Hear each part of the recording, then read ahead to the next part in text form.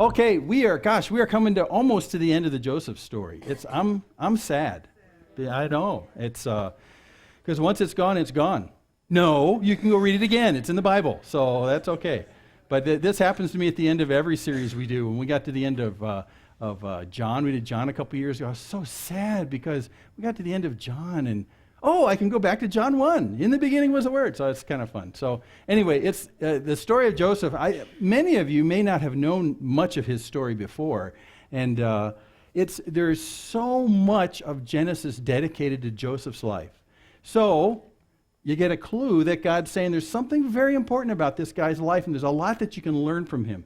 In fact, my suspicion is that through the life of the nation of Israel, as the oral tradition of telling these stories would move forward, like around the campfires or you get together for celebration, you talk about what goes on. There was a lot of truth about who God is that you can glean from these stories. It's not just a narrative of real people going through crazy things. There's something more. And so today we're actually going to look at that more in depth. What is the bigger picture message of the life of Joseph? What is it that the providence of God is trying to bring us an understanding about in the providence displayed in Joseph's life and can be applied in our lives as well? And there's a gigantically huge picture that you're going to see this morning in the life of Joseph that even Jesus himself is going to refer back to, and he'll say something. In fact, he says it, something like twice in Matthew, a couple times in Mark, a couple times in... There's a phrase that he uses that you would recognize, so see if you can spot it today, that when he would say this phrase, they would think this story. What? Yes. So, here we go. Last week, here's the recap. Last week, now Joseph is the prime minister of Egypt. Joseph settles his father and his brothers and gives them a possession. So they come down from Canaan. We're in the second year of the famine, and he convinces them to come on down. They become baptized into the life of Joseph. They're fully immersed and overwhelmed. Their life is now placed in his. That's what baptism means, literally. Their life is placed in him. And they come down and they relocate, and they're actually given land. They become landowners in Egypt. Oh, whoa. Yeah. So this is really cool stuff. It was in the land of Egypt, in the best of the land, not the worst of the land, and in the land of Ramesses, as Pharaoh had commanded. We'll talk more about the land of Ramesses today, but that gives you an exact location of where it is, which is a very well-known area. And this is something that wasn't just Joseph's idea, Pharaoh commanded it. So that's happened last week. They got that. And Joseph provided his father, his brothers, and all his father's household with food according to the number of their dependents. Now that's very specifically phrased because I want you to see that the family of Joseph was not paying for their food like everyone else was. They were being given their food by Joseph because he is the prime minister of Egypt. He can do that. So you'll see the distinction in just a second. Okay, so today, cheesy transitions. There we go. Okay. You got to use some of these things. There's 3 acts this morning, and Act 1 I call a pleasant enslavement, if there is such a thing. But watch how this happens. So we're in chapter 47, verse 13. So we pick up the story. Now, there was no food in all the land, for the famine was very severe, so that the land of Egypt and the land of Canaan languished by reason of famine. It's still pretty bad. And Joseph gathered up all the money that was found in the land of Egypt. We're talking about all the currency that was loose in Egypt and in the land of Canaan in exchange for the grain they'd bought. And Joseph brought the money into Pharaoh's house. So here we have grain in exchange for money. The money goes to Pharaoh and the grain goes out to the people. Every single floating coin in Egypt now belongs to Pharaoh. Can you imagine a disaster of such a scale in the United States if suddenly, just to stay alive, you had to pay every dime that you owned to the federal government to stay alive? Until there is no currency left in circulation. It's all owned by the federal government. Isn't that already happening? That's kind of happening, yeah. And we don't want to get diverted off onto taxes and stuff like that, but this is the situation there. So now they're past the second year of the 7 years of famine. So they're so desperate they buy until somewhere in those last handful of years there's just no money left. There's no money left. But interestingly enough, there's more grain stored up than there is money. So Joseph did a good job storing up grain. So this is where they're at. It's really bad. Verse 15, and when the money was all spent in the land of Egypt and in the land of Canaan, all the Egyptians came to Joseph and they said, give us food. Why should we die before your eyes? Our money's gone. For our money's gone. And Joseph answered, okay, give your livestock and I'll give you food in exchange for your livestock if your money's gone. And so they brought their livestock to Joseph, all their livestock, and Joseph gave them food in exchange for the horses and the flocks and the herds and the donkeys, and he supplied them with food in exchange for all their livestock that year. So now not only is the country devoid of money, it's now all the livestock has gone to Pharaoh just so they can eat tomorrow. So now everyone in Egypt has no money and they have no livestock just to stay alive. That's how severe the famine was. That's how severe it was. And when that year was ended, they came to him the following year and said, hey, we will not hide from my lord that our money's all spent, that herds of livestock are my lord's, it belongs to Pharaoh, they're yours, and there's nothing left in the sight of my lord but our bodies and our land. So, verse 19, so why should we die before your eyes, both we and our land?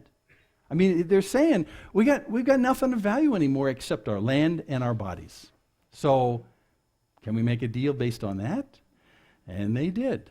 So, Joseph comes back and he takes their offer. They say, buy us and our land for food, and we with our land will be servants to Pharaoh, and give us seed that we may live and not die, and that the land may not be desolate. So here they actually have voluntarily enslaved themselves to Pharaoh, because it's the last thing they got left.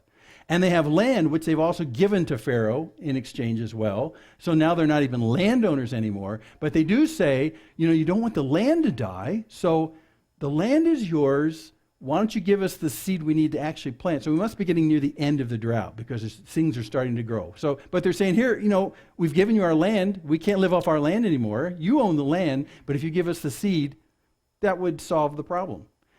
Well, yeah, and Joseph kind of amends that a little bit. So Joseph bought all the land of Egypt for Pharaoh, for all the Egyptians sold their fields because the famine was severe on them, and the land became Pharaoh's. Okay, so recap where we're at here. Because the famine is so bad, there's no money in circulation in all of Egypt. All the livestock belong to Pharaoh, and Pharaoh is the landlord of every acre in Egypt. He owns it all. The whole thing. Everything belongs to Pharaoh. There's nothing privately owned anymore. And the people themselves have put themselves into voluntary enslavement to Pharaoh to work the fields that Pharaoh owns. An entire nation. Now see, we were just talking about, what if the United States, you had to pay every dime that you had? What if you had to actually give the state also all the property that you own, including your cars and your house and your iPods? Everything you own would go to them, and on top of that, you would give that to them, and you would say, I voluntarily am your slave from this point on. Everything that I earn actually belongs to you. That sounds like communism, I know. And it actually is. That's what that is. Everything belongs to the state, and you just work what the state loans back to you. But this is the state in Egypt right now.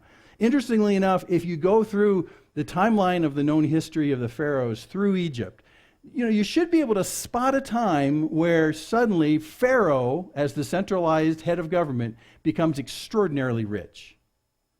And it happens one time in the timeline. Ooh, extraordinarily rich. We'll talk more about that in a second. Okay, so as for the people, he made servants of them from one end of Egypt to the other. Only the land of the priests he didn't buy, for the priests had a fixed allowance from Pharaoh, lived on the allowance that Pharaoh gave them, therefore they didn't sell their land. So they were at kind of the exclusion of all this because of the way that they'd had things worked out. Verse 23, so then Joseph said to the people, behold, I have this day bought you and your land for Pharaoh. Now, here is seed for you, and you shall sow the land. And at the harvest you shall give a fifth to Pharaoh, and 4/5 you shall be your own as seed for the field, and as food for yourselves and your households, and as food for your little ones. So, so 4/5, that's 20%. That's twice the tithe that the Israelis are, Hebrews are used to. So he's saying basically, listen, we own the land, Pharaoh owns the land, we're giving you the seed grain to plant this land. You're going to put in all the effort. So as sharecroppers who don't own the land, I'll let you keep 4/5 of it if you give 1/5 of it to Pharaoh. That's your payment for the land. And in fact, in ancient times, I looked this up. I wondered, was the standard actually more like 10%? Because we know that comes up later in the Bible. Was it 10% or 20% or what was it? The standard in the ancient times was 1/3. It was 1/3. So Joseph is actually cutting them some slack right here by saying 20%. And then when they get into the nation, when they get into Canaan and they're farming there on God's land, they pay their cut back to the landlord, and it's only 10%. It's the best deal going in all the ancient world. But I need to make an important point. This whole idea about giving 10% or 20% or 1/3, it's all tied to the land and who owns the land. That's what it is. It's a payment on the land. So anytime someone talks about a tithe, in that sense, tithe literally means a tenth. But when you're talking about a tithe, you're talking about paying because you're a sharecropper on someone else's land. Keep that in mind for a second, because that's just a very important point. So 1/5 of it goes to Pharaoh, 4/5 you get to keep so that you can feed your household and you can plant for next year. And they said, verse 25, you have saved our lives. May it please my Lord. We will be servants to Pharaoh. Whee! That's the pleasant enslavement right there. They willingly said, this is such a good deal. You've saved our lives by putting us into enslavement. It's amazing, actually. But when you're in the depths of a famine that you can't do anything about, wheat is still wheat. And it's extraordinarily valuable to you.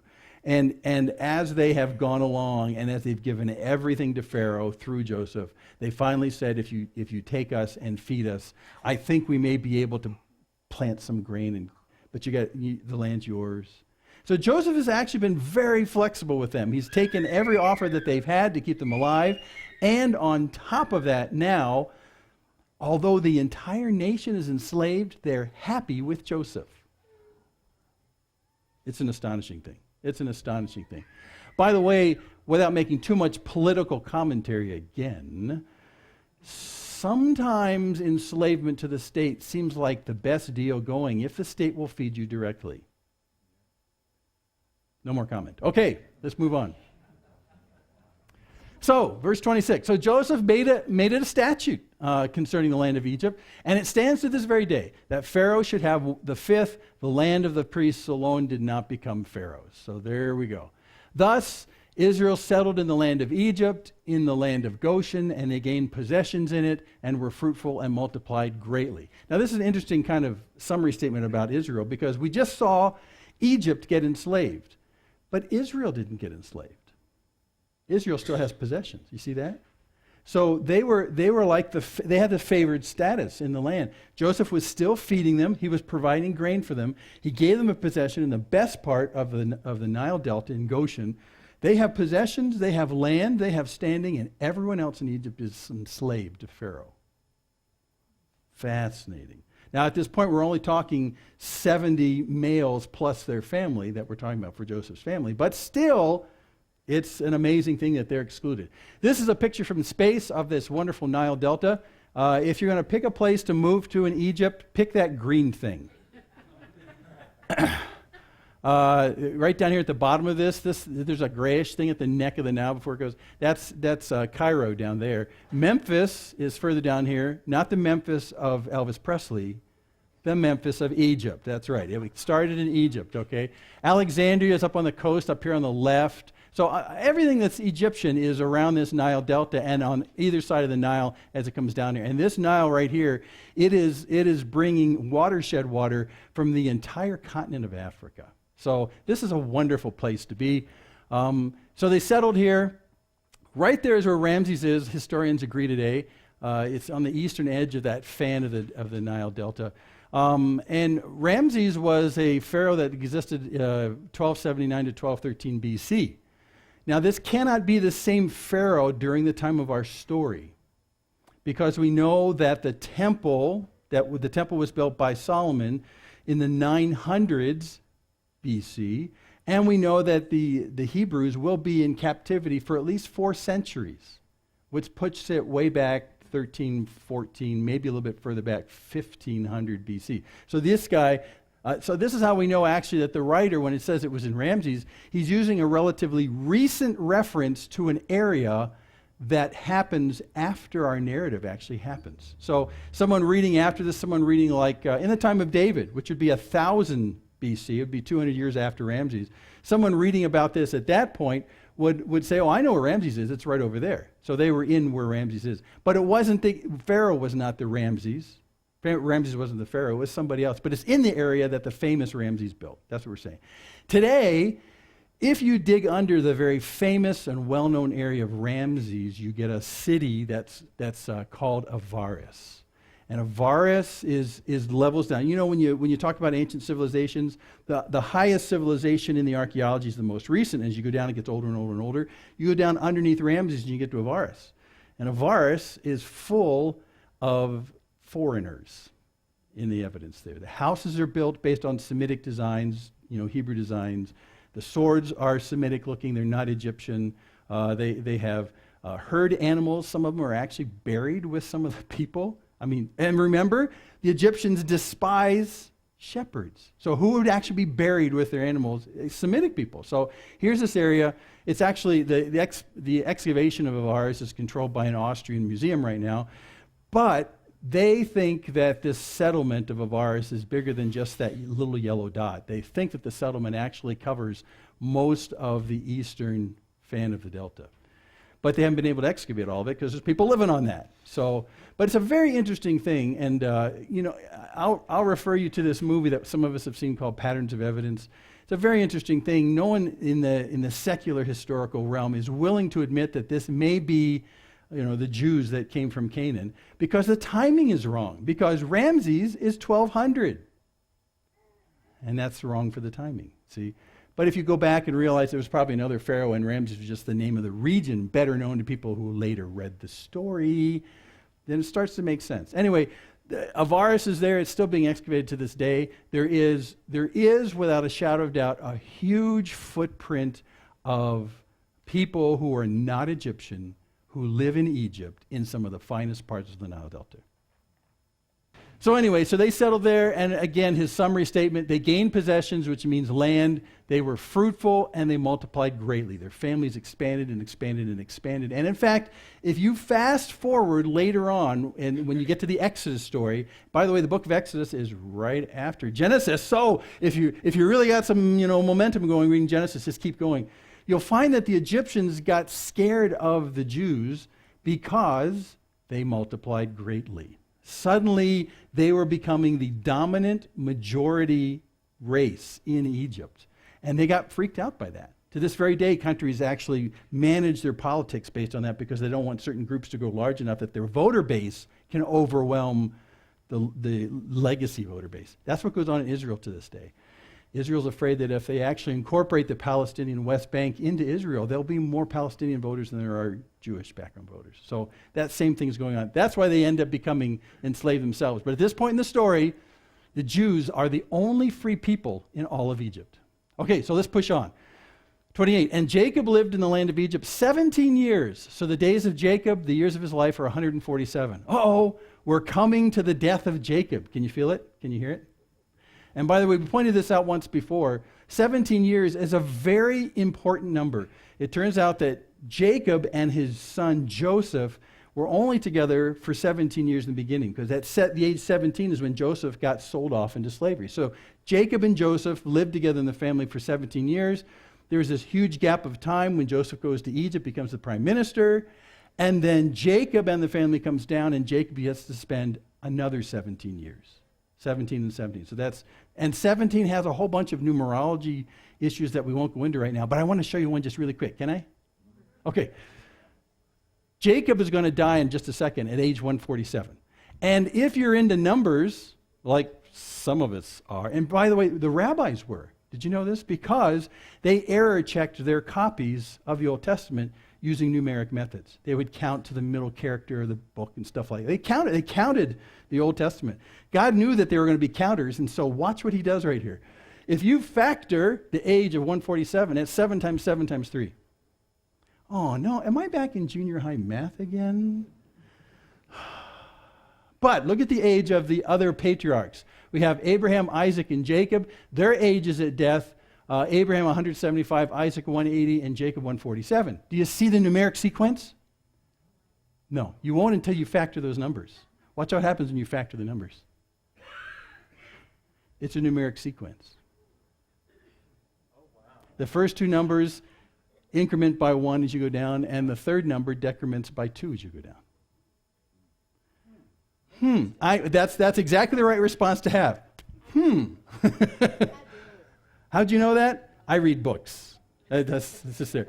But you know what? The rabbis who traditionally did a lot of counting in the Old Testament, they spot this in a heartbeat. They spot stuff like this all the time because the narrative is very specific about the ages these guys died. Abraham, Isaac, and Jacob are the three big patriarchs. And you look at their dates, and suddenly it looks like their age of death is planned. Yes, it does. And if you think I'm crazy, also the addition of the three numbers is 17, 17, and 17. And your good response should be, Now that doesn't prove anything, but it does put a thumbprint on the passage to say that maybe God is more in control than meets the eye at first, especially when you look at least one level down. It looks as though the actual lifespans of the three patriarchs has been highly programmed, and it's been encoded so that the counters would see it later on. It's just fascinating. If you think I'm crazy, let me just do one quote for you. This is in big intellectual language, and I'll leave this behind. This is from a famous guy named Sarna who did a comment on Genesis that everyone quotes from. He says, through their factorial patterns, the patriarchal chronologies constitute a rhetorical device expressing the profound biblical conviction that Israel's formative age was not a concatenation of haphazard incidents, but a series of events ordered according to God's grand design. Yes. It just means their age at death is not an accident. It's the plan of God. And then it brings us back to this big topic of providence, because providence is God's hand in the life of men when it doesn't seem apparent at first until you look around in hindsight and then you see it. And the hindsight of the rabbi counters, they looked at this and said, oh my gosh, it looks as though the lifespan of the patriarchs was designed by God, not an accident. Okay, so let's move on. We got to keep moving here. Act 2, and this is what I call carry me back. So verse 29, we're still in chapter 47. So when the time drew near that Israel must die, remember he just told us this was going to happen, he called his son Joseph to him. If now I have found favor in your sight, put your hand under my thigh and promise to deal kindly and truly with me. What? And by the way, putting your hand under your thigh is actually a euphemism for under the genitalia, just to make it a little stranger for you. What? I know. So all I'm saying is that there is the, how do we say this generally? There is the place where offspring comes from, and basically what Joseph is saying is, promise to me because I gave you life.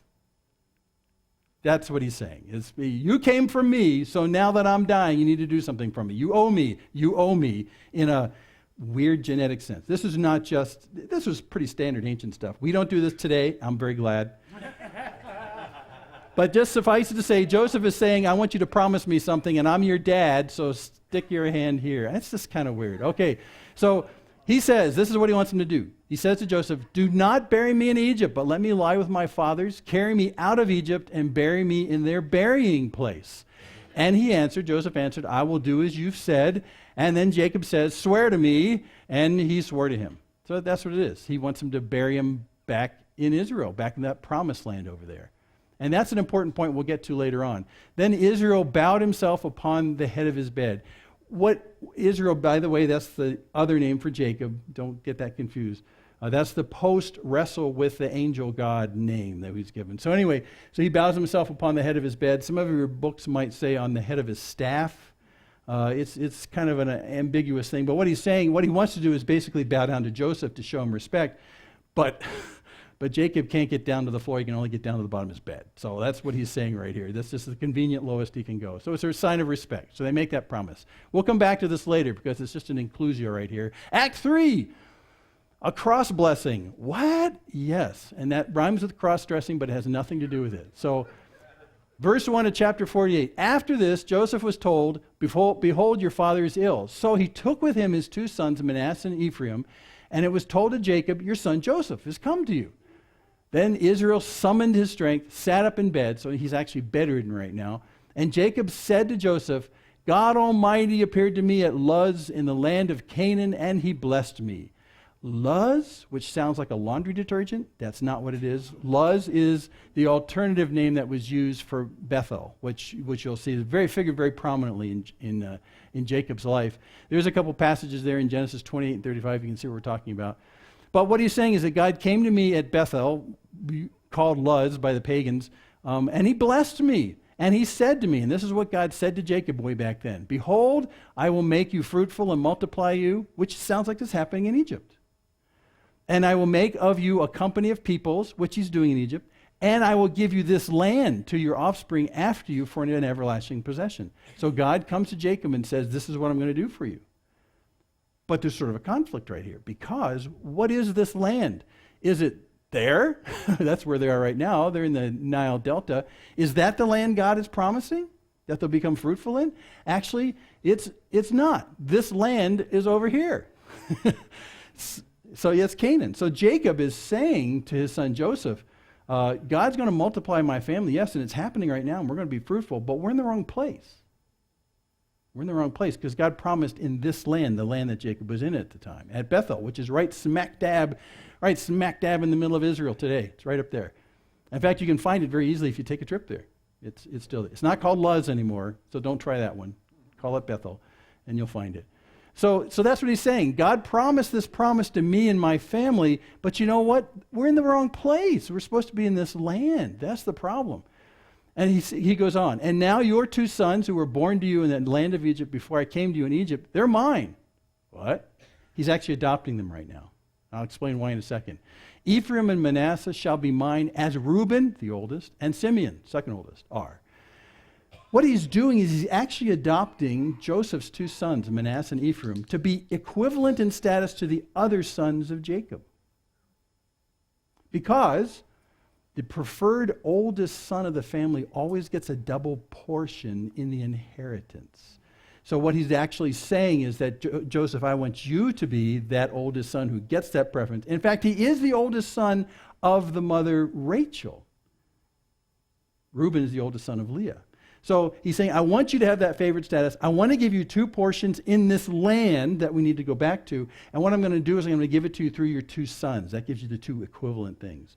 To this very day, if you've got a Bible that's got a map of the tribes of Israel in the back, you will not find a region that says Joseph. You'll find a region that says Manasseh and a region that says Ephraim. What about the Thompson chain reference? Does that have anything in it? There's never any map I've ever seen that has a region of Joseph. It's Manasseh and Ephraim. So they actually got the two areas. So he adopts them right here.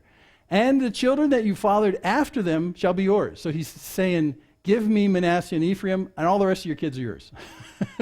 And they shall be called by the name of their brothers and their inheritance. So, they're going to be yours. That's okay. As for me, now he's going to languish about the fact that he didn't have enough kids through Rachel.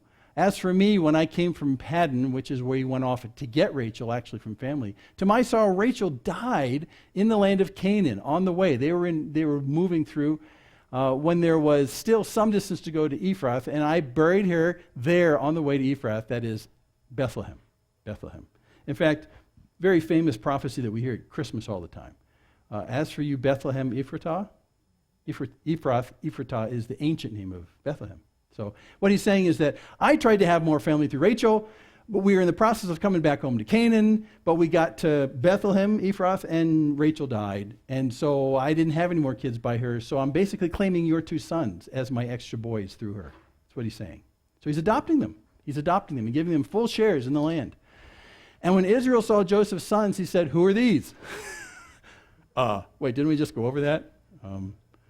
But actually, he's starting a formal adoption blessing proceeding right here by having the father of the two boys name who they are. It's like when you go to a wedding. You go to a wedding. I've said this many times at weddings before. They come up to front. There's a beautiful bride and not so beautiful groom, and they're standing up in front of me. And then one of the first things I say is, "Who gives this woman to be married to this man?" Is it because I don't know? I do know, but it's the formal proceeding. So this is his formal proceedings. So who are these boys? Well, Joseph said to his father, "They are my sons whom God has given me here." This is the formal beginning of this adoption blessing process. And he said, "Bring them to me, please, that I may bless them."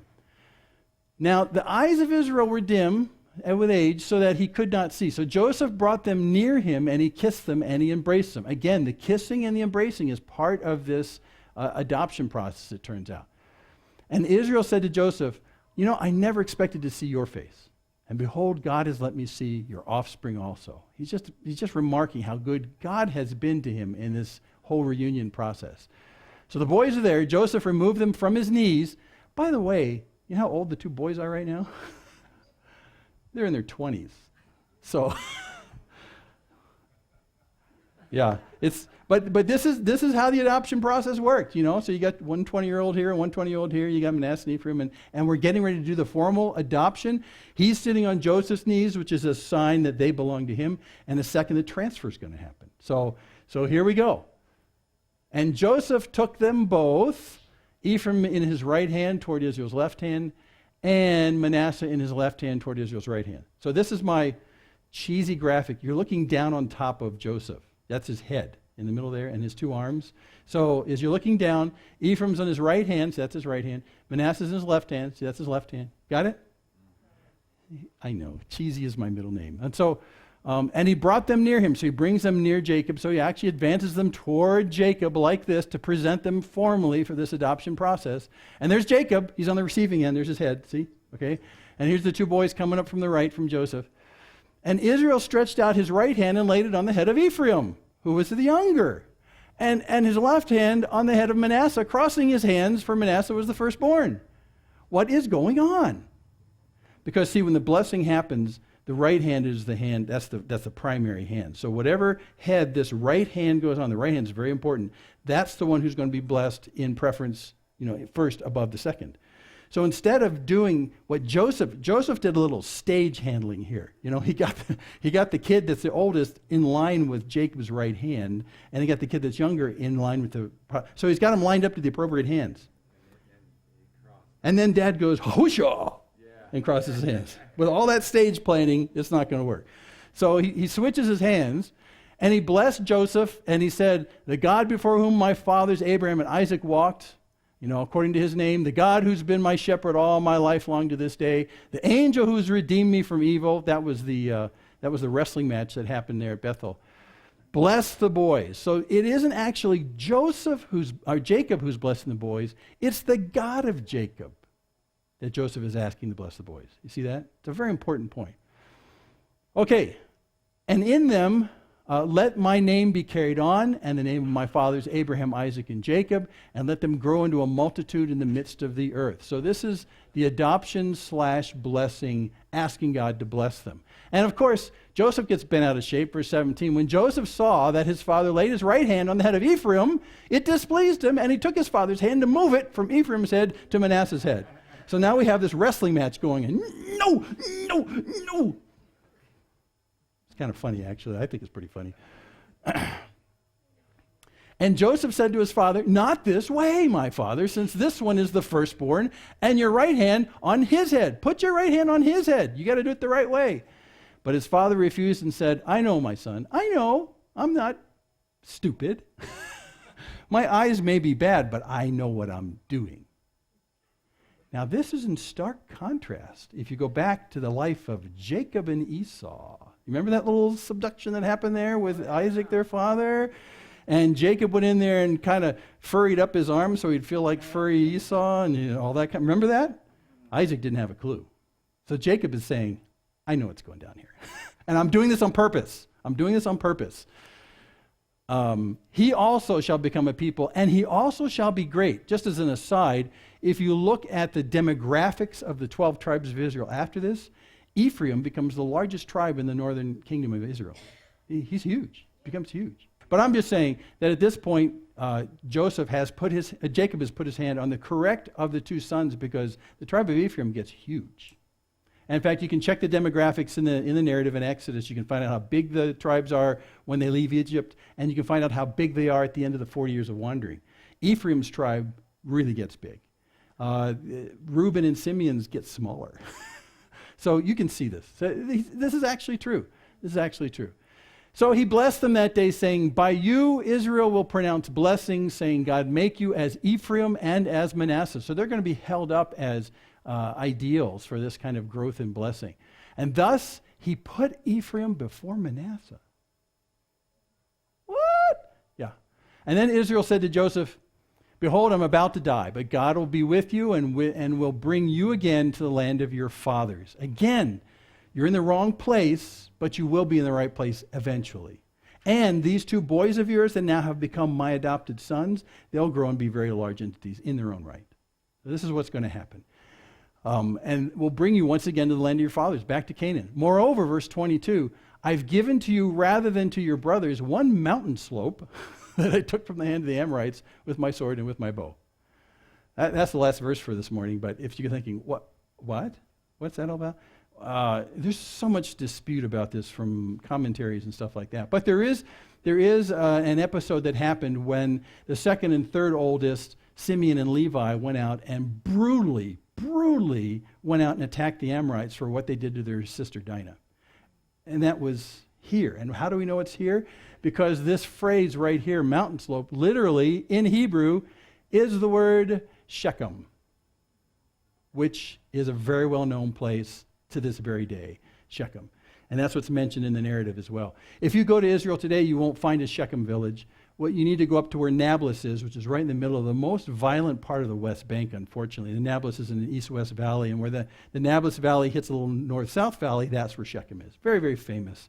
And it's up in the middle. It's up in Samaria, actually, from Jesus' time. So anyway, they got this land, and basically, it's a funny thing because Jacob originally chided his two sons for being so brutal to the Amorites because they were paying back for what happened to Dinah.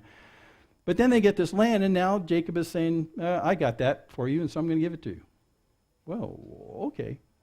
So it's interesting. Joseph doesn't get a full region for the tribes like his sons Manasseh and Ephraim will, but there's this little region that forever, this little tiny crossroad of these two valleys in Shechem that will always be associated with Joseph. And it will be 15 centuries later in the narrative with Jesus. And it is to this very day. I want to go to the place of Joseph, and they'll know where to take you. I'll show you why in a second here. Very interesting. Right there, John 4. So Jesus came to a town in Samaria called Sychar, near the field that Jacob had given to his son Joseph. And Jacob's well is there. The woman at the well in John 4. It's just that little tiny spot, which is right now near Nablus, is to this very day still considered Jacob's well, the land of Joseph. That tiny little thing. And this account in John 4 is 15 centuries after the narrative we're reading in Genesis. And to this very day, you can say, take me to Jacob's well that was given in the land of Joseph, and they'll know exactly where to take you. Ooh, that's a long time. That's a long time. So he gives this to him as well. Even though Joseph doesn't have a large land holding a double because it's gone to his sons, he does get the well. And you know what? That's just fine because Joseph is never going to go back to Canaan alive. He's going to stay prime minister until he dies. Okay, let's do some recounting since we're at the end of the passage right now.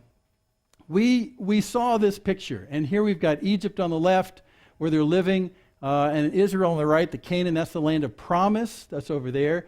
They're living there in Egypt, but Jacob is reminding everybody that all this is a very nice place, and although God is with us here, because God does promise to go with him to this foreign place, it's not home. It's not home. Because home is the place where God's promises rest. And God's promises are back in Canaan. Now, when Jacob was moving the family down to Egypt, Jacob was very careful. He was worried about the fact that they were going to a foreign place. And God's promises reside back in Canaan.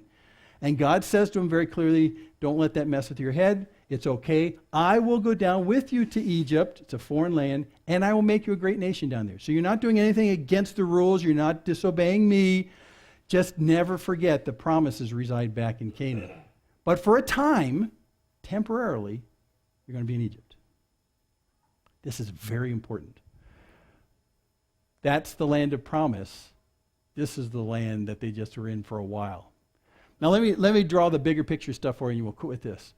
Act 1 is about a pleasant enslavement. And in all of the scriptures, when we look back on the episode of the Jews being in Egypt, which is starting in our narrative now, and will go on for 4 more centuries in the narrative, Egypt is always likened to the world. The world, this place we're in right now. Canaan is always likened to heaven and the afterlife, the place where God's promises are, where home really is. And so you get this all the way through the Old Testament and the New. It's kind of like a metaphor that God's deliberately done. Egypt can be a place where I can grow you into a great nation and I can be with you there, but it's not home. Home is where my promises are. In the same way, all through scriptures, God will tell us, you are living in Egypt right now. You're living in an Egypt-like place. It's green and it's lush. It's got great stuff to it.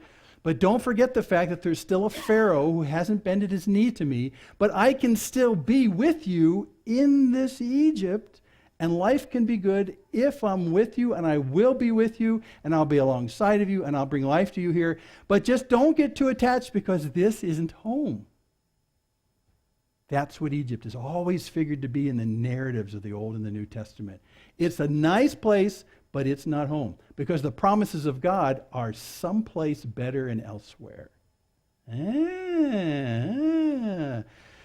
But you have to be careful, because this Egypt that we live in, it's prone to enslave you. And in our story, the Egyptians, who you would think would be the last people to be enslaved, are enslaved by the end of the story. And in a couple hundred years, so will all the Jews. This land that we live in, this Egypt that we live in, is a temporary place. It's not our home. It's not the end. It isn't really the place of God's promises. That's someplace else. And if you stay here, you'll get attached to it, and you're prone to be enslaved by it, and you'll enjoy being enslaved by it. See the metaphor that's working here? This is a story that was told all through Israel's time. Egypt can be a great place, but it's not home. It's not the place that God promised. God can be with us here, no question. But this is not the end point. This is not home. You're prone to being enslaved here. Anyone understand what I'm saying? Because it's very much true. In fact, the writer of Hebrews spends almost the entire book of Hebrews trying to tell us that the heroes of faith from the Old Testament that did great things in Hebrews 11, they suffered horrible stuff. Now, why would you suffer horrible persecution if this is the end point? Because he says this isn't the end point. That's why. That's why they suffered that. But God's here. That's part of it. Act 2, we looked at the fact that there's this idea about carrying me back. There's always this idea when you live in Egypt that you're destined for another place, because that's home, the place of God's promises. If you want to call it heaven, that works. You're headed someplace else. So, the words of that old song, this world is not my home, I'm just a passing through. You can just put Egypt in there. Egypt is not my home, I'm just a passing through. Okay? And the Lord has promised another place. When Jesus says to the apostles, I'm going someplace you can't go right now, they go, what? And then he says, but wait, I'm preparing a place for you. There's another place. That's the place of promises. This is the temporary place where he grows you. So there's another place. So in all of this, our attitude ought to be, even when we approach death, is take me to the real place of promises. Because this world is not my home, I'm just a passing through. And if heaven's not my home, then Lord, what will I do? The angels beckon me from heaven's open doors, and I can't feel at home in this world anymore. This is Egypt. This is Egypt. God can be here, and he is present with us. But our home is where the promises are, someplace else, where he is. And then lastly, if you keep this metaphor going, there's this cross-blessing thing. What is it about this? Remember that? What is that all about? Well, you know what? This is not the first time in the Old Testament narrative where the younger and the olders got switched. Cain and Abel. That early. Cain and Abel. Can you remember any others? Jacob and Esau. They got switched. In today's story, Joseph and Reuben. And on and on. What's God trying to say? Your status in Egypt has no bearing on your status at home. Or the way Jesus said it, The last will be first, and the first will be last. How many times did he say that? I went back and looked. He says it twice in Matthew in 2 different occasions. Mark, the same accounts, he says it twice. He's quoted again in Luke. The last will be first, first will be last. The oldest son, Reuben, it doesn't matter where you're placed in the family here. When you're there, all that's equalized. Doesn't have anything to do with that. So all the way through the patriarchs, all the way through the entire philosophy of Israel, the oldest and the youngest are swept. Why? So God can tell us it has nothing to do with your status now. Birth order means nothing at all. That's the message. That's really the message. Why he does all this stuff. And so if you consider yourself a lesser son, a lesser child, well, feel great because God's in the business of going like this with people. And people who are great right now won't be great then. Because it has no bearing what your status in Egypt is. Amen. I'm very happy about it. That's what he's getting at right here. So Egypt is meant to be a big picture of this place. The temporary place where God is with us and he changes us and he does incredible things. But you got to be careful. You're prone to enslavement here. You can fall in love with this place. And there is another place of promise with him that we're aiming towards. So that you can get to the end of life and say, well, I'm glad I'm done with Egypt because I want to go to the place where the blessings are, where the promises. That's what Egypt is, and that's what the place of promises is. And when Jacob gets to the end of his life, he says, when I die, when I leave Egypt, get me out of here because that's where God is. He's not here. And that's what we say in this Egypt when we leave it. I think I've got one more thing here. Oh yeah, there it is. You're here. That's where you are right now. In this nice place, but that's where the promises are. That's where God says, I'm going to make my society where I'm at the center of it. And at the end of Hebrews, the writer says, for here we have no lasting city, but we seek the city which is to come. And that's exactly what he's saying. Now, there's actually a dual metaphor going on here.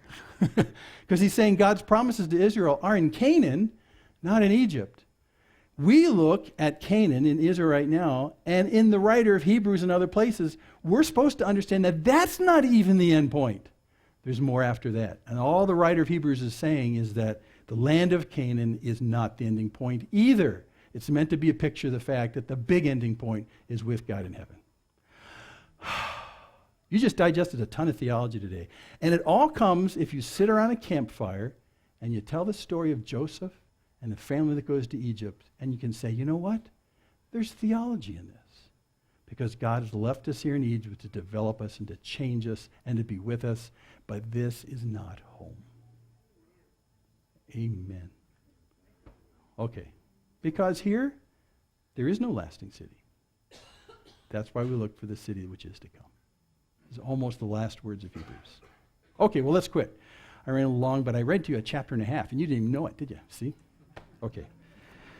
Father, we thank you for your great love to us and how it's exhibited to us in this incredible, real story of how you took Joseph and his family and Jacob and you planted them in Egypt for a time, to develop them from quarrelsome, petty brothers into a nation that loves you and follows you and serves you.